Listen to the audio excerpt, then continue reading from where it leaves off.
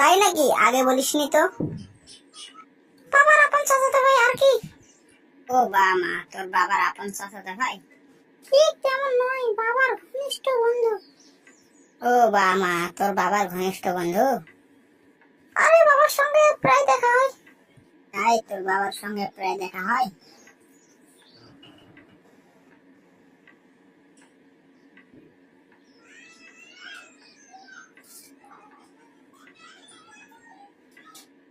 আরে দেখা হয় মানে বাবা প্রায় টিভিতে তাকে দেখে।